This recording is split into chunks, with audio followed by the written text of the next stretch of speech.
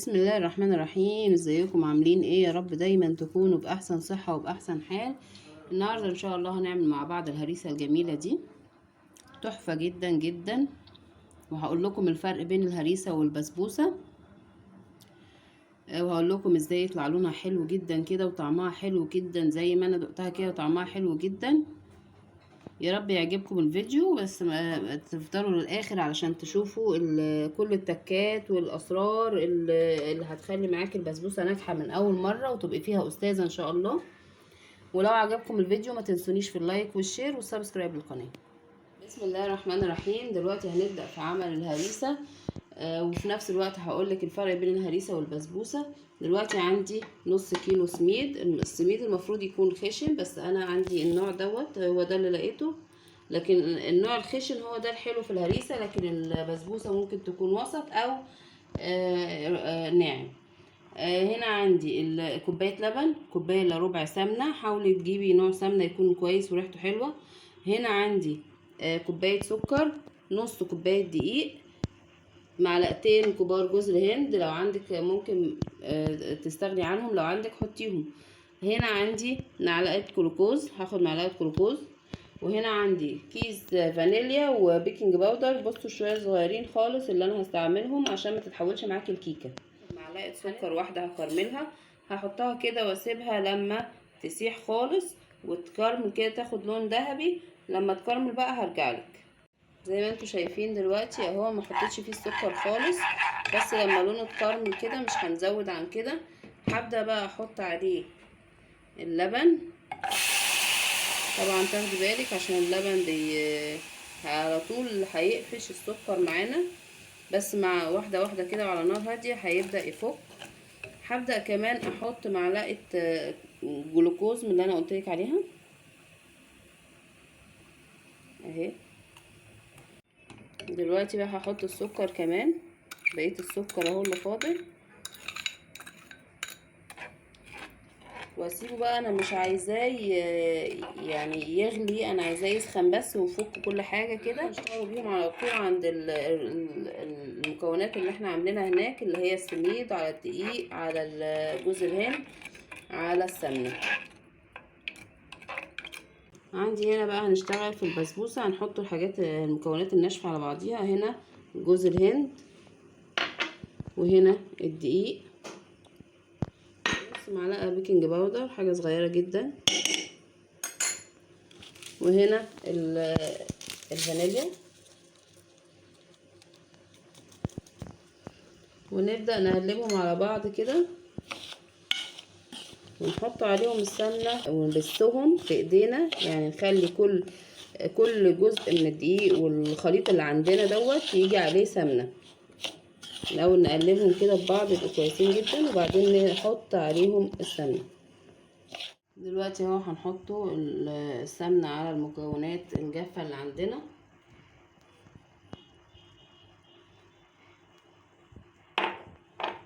حاولي تكون نوع السمنة كويس.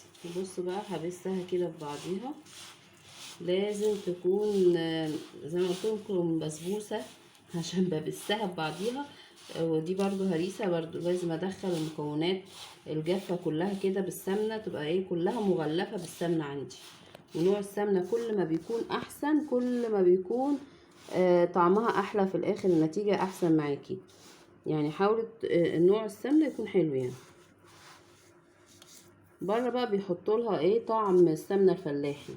وهقولك برضو على حركة كويسة تعمليها لما تيجي تحطي عليها الشربات، تحسسك ان انتي عاملة يعني حطالها سمنة فلاحي، مغرقاها بالسمنة الفلاحي بس. وممكن تستخدمي سمنة من العادية دي في خلال هنا كده سمنة عادية، وتحطي هقولك يعني ايه اثناء ما انا شغالة ازاي يبقى ايه طعمها يديكي طعم السمنة الفلاحي.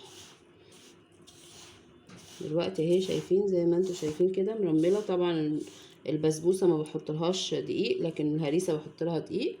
شايفين اهي كده خلاص اهي بقت زي ما يكون رمله عندي اهي منديه. هبدا بقى احط عليها الخليط اللي احنا عملناه على البوتاجاز، والمعلقه اللي احنا بنكرملها ديت بتديكي لون ذهبي، لون حلو جدا وطعمه متميز. بسم الله الرحمن الرحيم.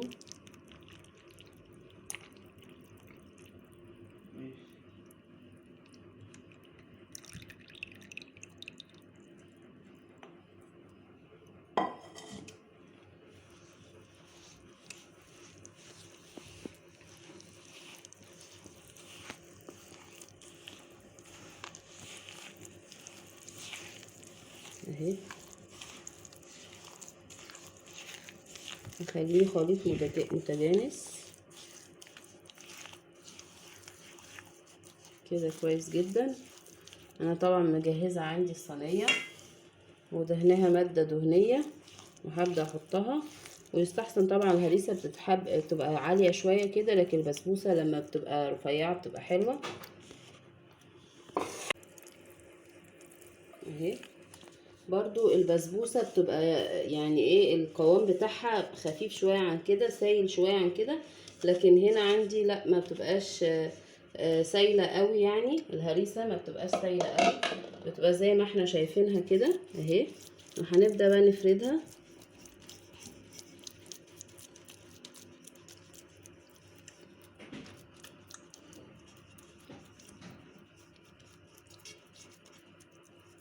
طبعا يعني انا بحاول افتحها كده عشان مش عايزاها تقب وكده، وبعدين هبدا كده اسويها تاني.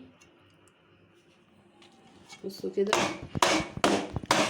انا عملت كده عشان لو فيها هوا ولا حاجه تطلعوا كده، لو في فقاعات تطلعوها كده تفتحوها، عشان مش عايزه فيها فقاعات ومش عايزاها تقب. تمام هي كده كويسه جدا. انا اهو حاولت اسويها ما تبقاش صوابع باينه فيها. يعني لو شوف انت تقدري تسويها بايه تاني، ممكن لو عندك حاجه تقدري تسويها بيها كده تبقى ميه واحده. هي كده كويسه اهي زي ما انتم شايفينها اهي. بسم الله ما شاء الله. يعني هنبدا بقى ندخلها في الفرن. الفرن بيكون سخن وبحطها في الرف الاولاني، ما بحطهاش على الصاجه على طول من تحت في الفرن، وعلى الرف الاولاني. اول ما الحروف بتاعتها تحمر كده نعرف ان هي استوت من تحت. هبدا افتح لها الشوايه، اطلعها فوق افتح لها الشوايه. اول ما تاخد لون ذهبي كده حلو تقومي مطلعاها وتكوني مجهزه لها الشربات. انا هجهز الشربات بقى اللي هو عباره عن ايه، كوبايتين سكر وكوبايتين ميه وعصير نص ليمونه يبقى خفيف.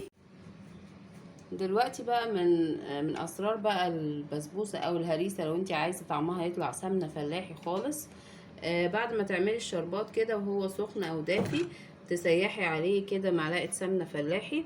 حتى لو حاطه سمنه من التانية هتبصي تلاقيها بتديكي طعم السمنه الفلاحي خالص يعني.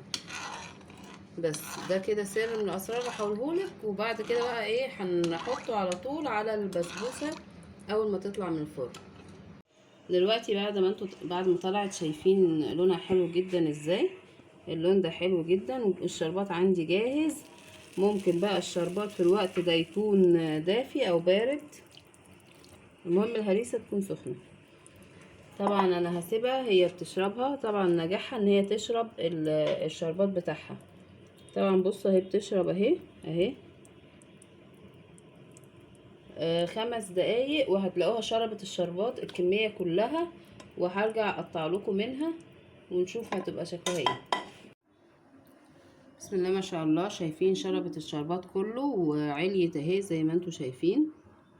دلوقتي بقى هبدأ اقطع لكم منها حتة ونشوفوها سوا هتبقى شكلها ايه. بسم الله الرحمن الرحيم.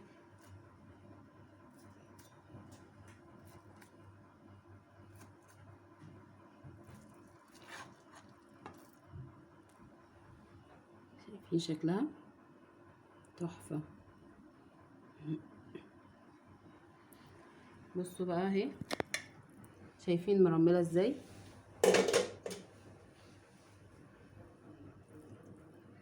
شايفين مرمله ازاي.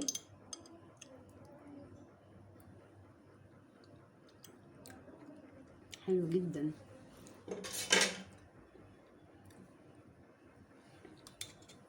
شايفين من تحت السوا بتاعها مظبوط جدا. بصوا لونها حلو جدا وشربت الشربات كله. ده دليل على انها ناجحه 100% ومظبوطه 100%. يا رب لو عجبكم الفيديو تعملوا لايك وشير وسبسكرايب للقناه.